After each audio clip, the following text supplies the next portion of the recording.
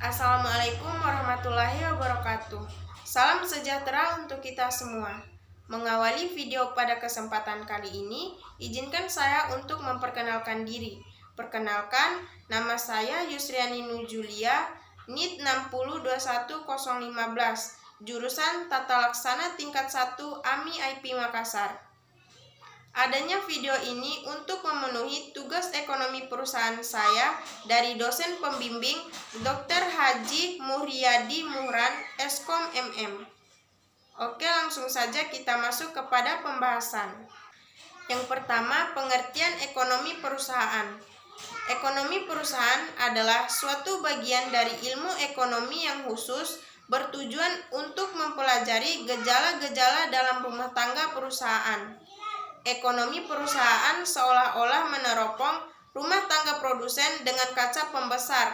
Oleh karena itu, bisa juga disebutkan bahwa ekonomi perusahaan adalah penajaman fokus penglihatan pada bagian perilaku produsen dari ekonomi mikro.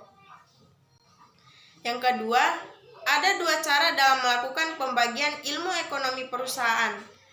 Pembagian yang pertama berdasar atas pokok-pokok persoalan, sedangkan pembagian yang kedua berdasar atas sifat-sifat cabang perusahaan. Yang ketiga, ilmu ekonomi perusahaan berdasar atas pokok-pokok persoalan, dibagi atas 5 bagian, yaitu yang pertama persoalan tentang harga pokok, yang kedua persoalan tentang pembelanjaan, yang ketiga persoalan tentang neraca, yang keempat persoalan tentang organisasi dan teknik perniagaan, yang kelima tentang organisasi. Yang keempat, sumber-sumber ekonomi atau faktor produksi.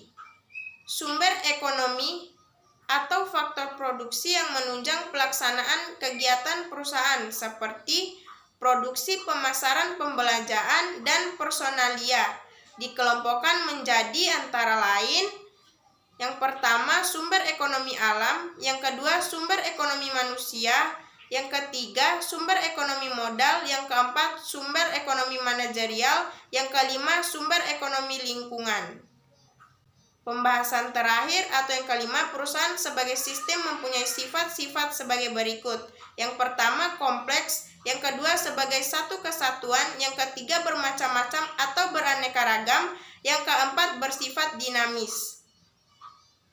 Mungkin itu saja pembahasan tentang ekonomi perusahaan yang saya bawakan pada kesempatan kali ini. Lebih dan kurangnya saya mohon maaf. Wabillahi taufiq wal hidayah. Wassalamualaikum warahmatullahi wabarakatuh.